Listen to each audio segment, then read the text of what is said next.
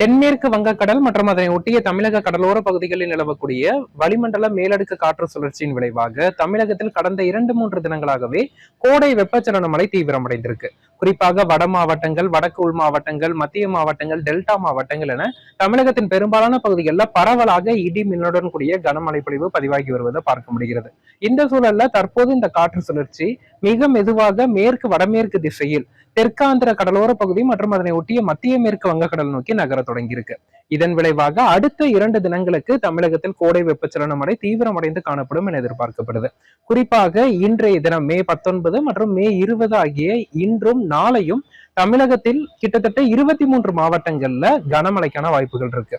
குறிப்பாக வட மாவட்டங்களான சென்னை, திருவள்ளூர், காஞ்சிபுரம், செங்கல்பட்டு, புதுச்சேரி, விழுப்புரம், கடலூர், கள்ளக்குறிச்சி, ராணிப்பேட்டை, திருப்பத்தூர், வேலூர், கிருஷ்ணகிரி, தருமபுரி, சேலம், நாமக்கல், ஈரோடு போன்ற மாவட்டங்கள்லையும் மத்திய மற்றும் டெல்டா மாவட்டங்களான மயிலாடுதுறை, காரைக்கால், நாகப்பட்டினம், திருவாரூர், தஞ்சாவூர், புதுக்கோட்டை மற்றும் அதனை ஒட்டி இருக்கக்கூடிய புதுவை, காரைக்கால், திருச்சி, அரியலூர், பெரம்பலூர் உள்ளிட்ட மாவட்டங்கள்லையும் மாலை, இரவு, நள்ளிரவு நேரங்கள்ல இடி மின்னலுடன் கூடிய கனமழைக்கான வாய்ப்புகள் இருக்கு.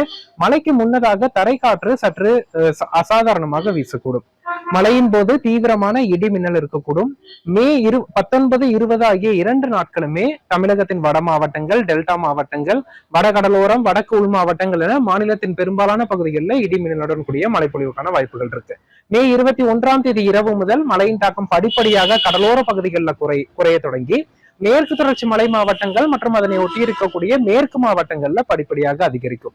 குறிப்பாக மே 23ஆம் தேதி முதல் தமிழகத்தின் மேற்கு தொடர்ச்சி மலை மாவட்டங்களான கோயம்புத்தூர், நீலகிரி, தேனி, தென்காசி, கன்னியாகுமரி உள்ளிட்ட மாவட்டங்கள்ல பரவலாக மழைக்கான வாய்ப்புகள் இருக்கு.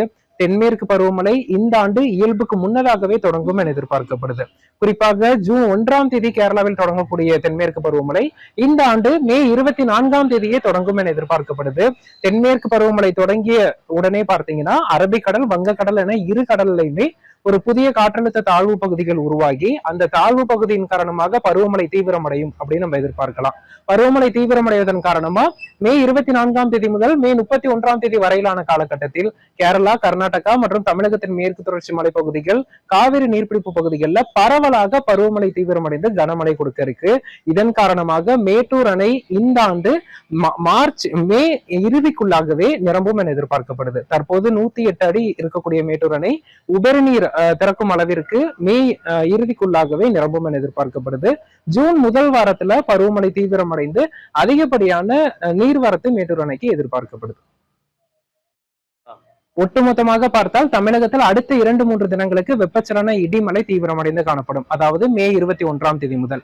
அதன் பிறகு பருவமழை தொடங்குவதற்கு சாதக சூழல் உருவாகி மே 23ஆம் தேதி முதல் மே 31ஆம் தேதி வரையிலான காலகட்டத்தில் தென்மேற்கு பருவமழை தமிழகம், கேரளா, கர்நாடகா மற்றும் காவிரி நீர்பிடிப்பு பகுதிகளில் தீவிரமடைய இருக்கிறது. ஒட்டுமொத்தமாக பார்த்தால் அடுத்த 10 நாட்களுக்கு மழை வானிலை நிலவும், மழைக்கு சாதகமான வானிலை நிலவும் அப்படின்னு எதிர்பார்க்கப்படுது. கடலோர மாவட்டங்கள் அடுத்த 2 தினங்களும், மேற்கு தொடர்ச்சி மலை மாவட்டங்கள்ல மே 23ஆம் தேதி முதலும் மழை எதிர்பார்க்கப்படுகிறது. குறிப்பாக சுற்றுலா பயணிகள் இந்த மேற்கு தொடர்ச்சி மலையோர பகுதிகளுக்கு மே 24ஆம் தேதி முதல் மே 31ஆம் தேதி வரையிலான காலகட்டத்தில் செல்வதை தவிர்ப்பது நல்லது. குறிப்பாக மூணாறு, பாலக்காடு உள்ளிட்ட கேரளாவின் மேற்கு தொடர்ச்சி மலையோர பகுதிகளுக்கும் தமிழகத்தின் மேற்கு தொடர்ச்சி மலையோர பகுதிகளான கோயம்புத்தூர், நீலகிரி போன்ற பகுதிகளுக்கும்